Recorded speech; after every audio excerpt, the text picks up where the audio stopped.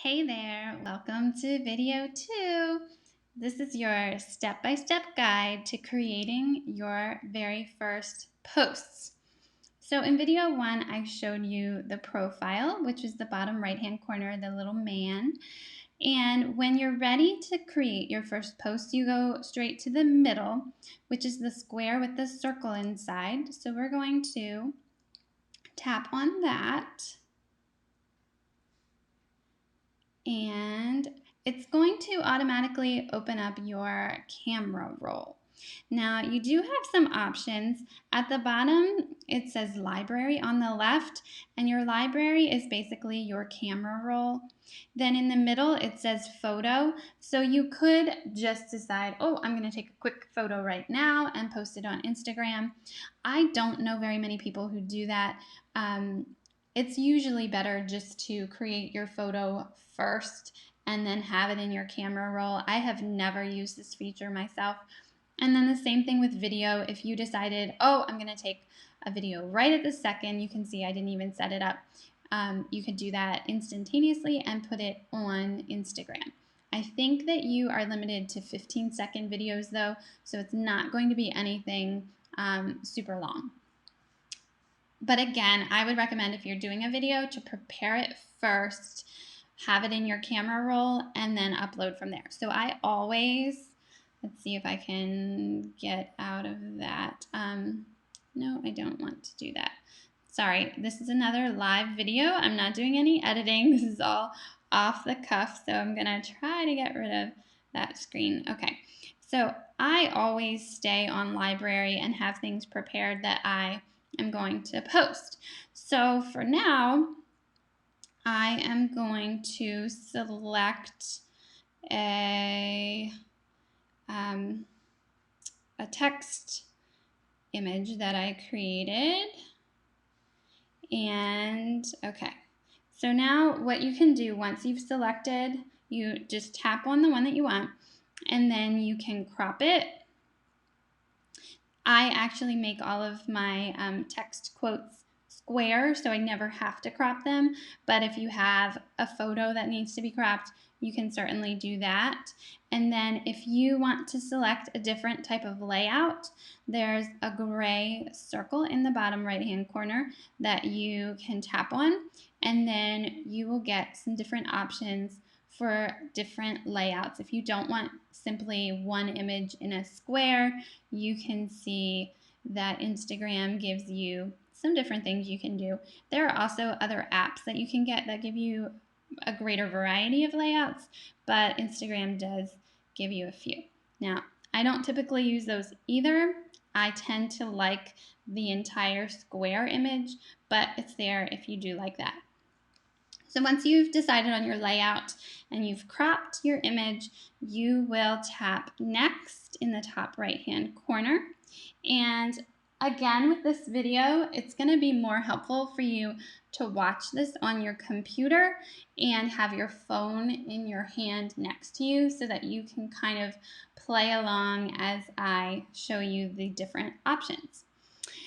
Next, you will see at the bottom a bunch of different effects filters that will do some different things to how your image looks. So you can kind of play around with it and tap on different options and just see how it changes the look of your image.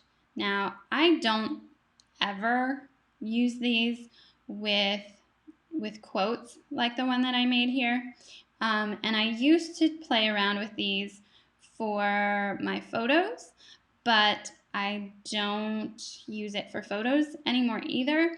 I have found another app that I like much better, and I use it every time. However, this is really good when you're just getting started to kind of play around and get a feel for what you like. So I would recommend just kind of tapping through and seeing what it does to your photos to get a feel for that. So then go back up to the top and you'll see right now what's blue is that circle with the diagonal lines. That's where we are right now. If you tap to the middle, to the sun, you're going to see that you can brighten things up, darken things up a little bit, Again, you're not seeing a huge difference because this is just a white background with a colored text on top. So you'll see a bigger difference when you have a photo there. So I'm going to get out of that. I don't want to change anything there. By the way, I forgot to show you, you will click the check mark in the top right hand corner when you have it how you want it. If you've decided this is a bad idea, you want to back out and you don't want to use whatever you've just done, you can click the X in the top left corner, which is what I am clicking. Then as we go across the top, going to the wrench. Is that a wrench? I'm not good with tools. I think it's a wrench. You're going to tap on that. And then Instagram gives you some different tools down at the bottom. Now I'm going to say the same thing that I said about the filters. These are good to play around with when you are brand new and you haven't done much with photography and you just want to see what will happen when you do some different things to your photographs. So I highly recommend playing around with them, but I think you will find maybe a favorite app that you will like better in the future as you get a little more familiar with what's going on here. So again, brightness, you're not going to see a huge change because I only have text there, but I'm going to click the X because I don't want to do that.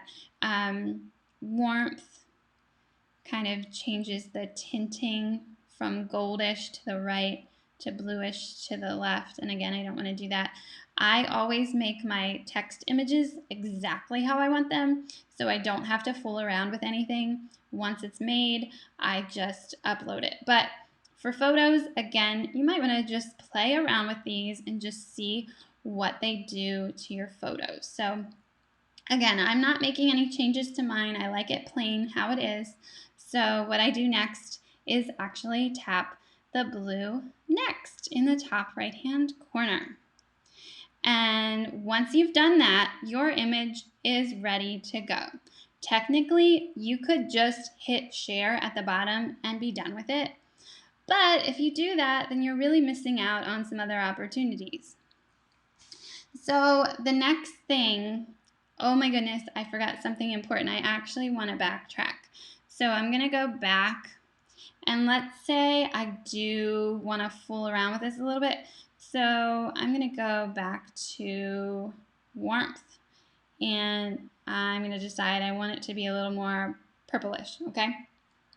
Now, what I forgot to show you, and this is kind of cool, is whenever you make changes when you're inside Instagram, if you simply tap on the image, it will always go back to the original. So I know this isn't a huge change, but do you see how the color is changing? That's because I'm tapping and I'm letting go. So you can always see, do you like it how you had it or do you like it now, and kind of compare back and forth. So that's something I actually didn't realize until maybe about a week or two ago. And I think it's super helpful. So make sure you play around with that. It really, really can make a difference when you're comparing to what your original did look like. Okay, so your image is ready to go.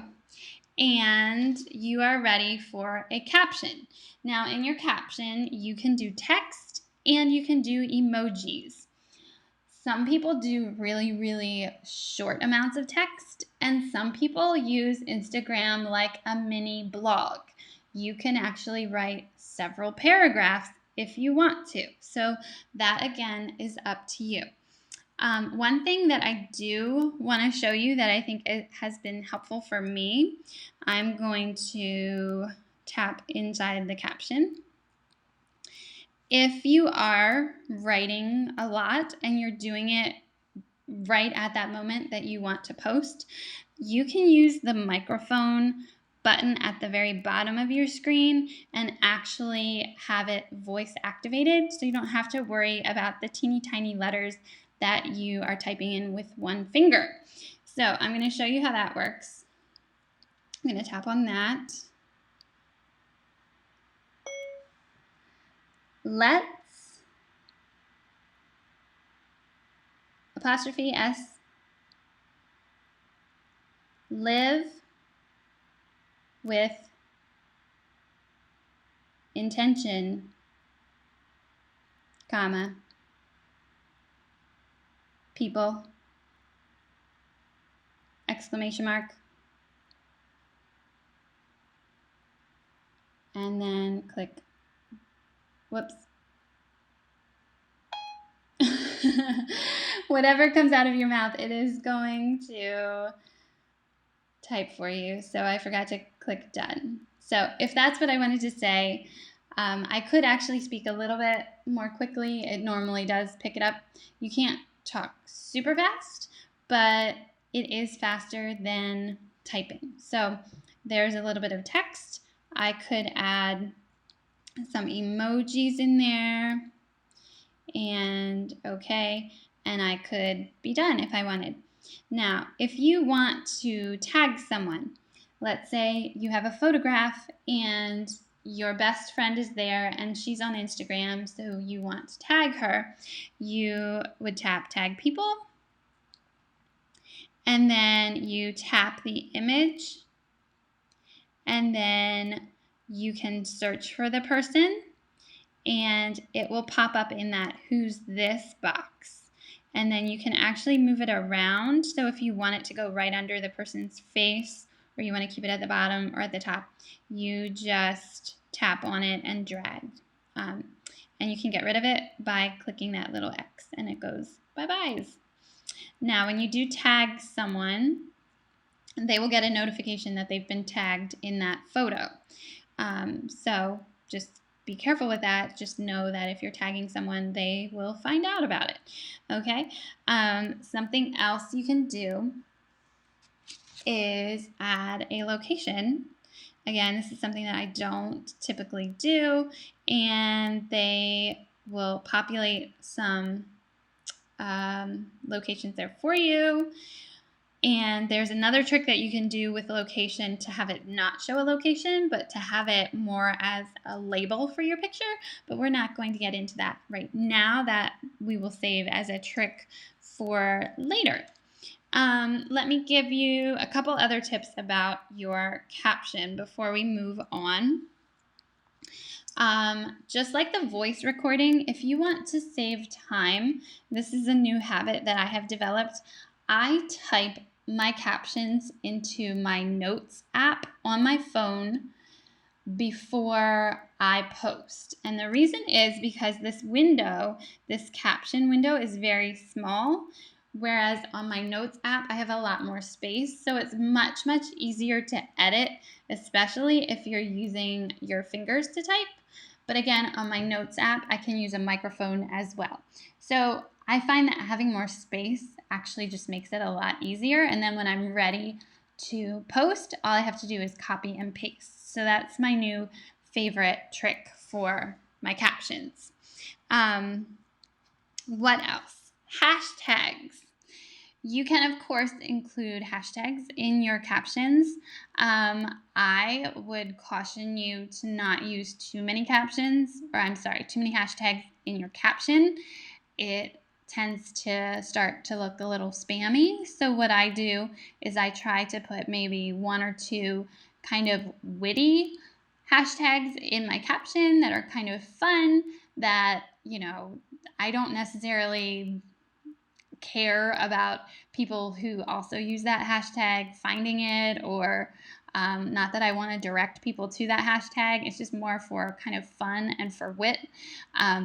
But I do that in the caption. And then after you publish your image with the caption, what I recommend is putting your hashtags in a comment as the first comment under your caption, because people are going to very quickly see your caption. They're not going to very quickly see all of your comments.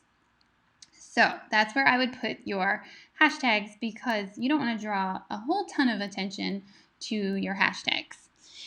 All right. Also, I talked about some people who like to write a lot in their caption, or use it kind of as a mini blog, or write more than one paragraph. There are some tricks for how to space your text if that's what you want to do. We're not going to get into that right now, though, either. That's just a little heads up. Instagram isn't super friendly with paragraphing, So you have to have a couple of tricks up your sleeve to get around that.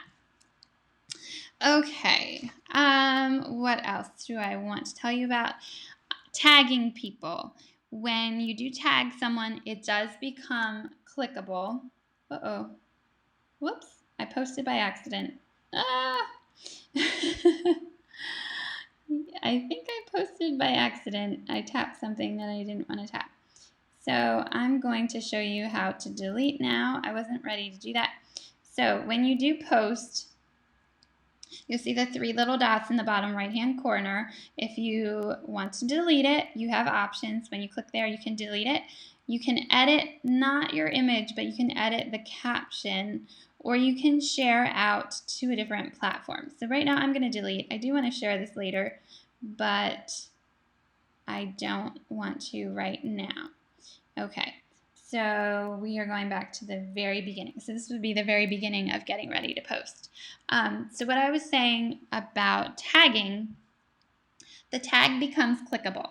So if you do tag someone in a photo, someone else can tap on your image and then tap on anyone who has been tagged, and then they will go hop over to that person's page. So that is a side note on tagging. And you can also tag people in your caption. Let me just get back to the caption. So I'm going to click next, and I'm going to click next because I don't want to do anything. Okay, so if I want to tag someone in the caption, I can do that as well. So you can double tag. You could tag them in the image and in the caption. So I will just tag, let's see who comes up if I do a B. There's Brooke Brown, TPT. So if I wanted her to be in the caption because I'm talking about something that has to do with Brooke, I could do that. And again, that would become clickable. It will turn blue. Someone can click on that, and then they would hop over to Brooke Brown. All right. So that is tagging, and let's see, sharing is something else. So at the bottom, you see the blue share bar. You see Facebook, Twitter, Tumblr, and Flickr. You can tap on any one of those, and then it will share simultaneously to those platforms. I don't particularly recommend doing that simply because if someone is following you on Instagram and on Facebook and they are checking both platforms all the time, they don't really want to see the same thing from you all over the place. They don't want to see the same thing on Twitter, Facebook, and Instagram. That's a little bit spammy. So if you really, really, really want to share your image in more than one place, I would at least recommend that you change the caption to make it a little bit more interesting. People will get tired of you quickly if they keep seeing you pasting the same stuff all over the place. It looks a little, I don't know, lazy maybe? I don't know if that's too harsh, but I would recommend doing different things on different platforms, and that's probably why it's also better if you don't have time to invest in doing different things in different places, to stick to 1 or 2 platforms where you can really make an impact rather than trying to be everywhere. I'm a huge advocate of staying smaller, but being more intentional, being more powerful, and having a bigger impact. It's like the jack of all trades. You can't be a jack of all trades because then you will be a master of none. So really rock 1 or 2 things that you love. That's just sort of a side note of my personal take on that. Oh my goodness. I keep hitting post and I don't want to, so I'm going to show you again. Click on those 3 dots and delete. Confirm, delete. Yeah. Okay. So we talked about sharing, editing. Like I said before, you can tap those 3 dots. Now, I did delete mine, so you're going to see the options for someone else's image instead of your own. But you can edit your caption. You can't edit your image, you would want to delete and start over if you want to edit your image. I think that is about it. The last thing I wanted to say was about hashtags. We'll see if we can see an example here. Okay, here's Teaching with a Twist. She puts 4 hashtags in her caption. That's decent. I probably wouldn't do any more than that because, like I said, it starts to look a little spammy. So let's see what some other people are doing. Okay, Miss Planarella. She has 1 hashtag at the bottom of her caption. That's pretty good, I would say. And the PSL in the middle, I like her hashtagging. I think that's good. Let's see if there's anybody else. There's one hashtag in the caption. It's good. Oh, look, it's one of us. Yay, Andrea. Definitely gonna like that. And she has that 1 hashtag there. Awesome. Style Me Sassy. She's got 1, 2, 3, 4. That's pretty good as well.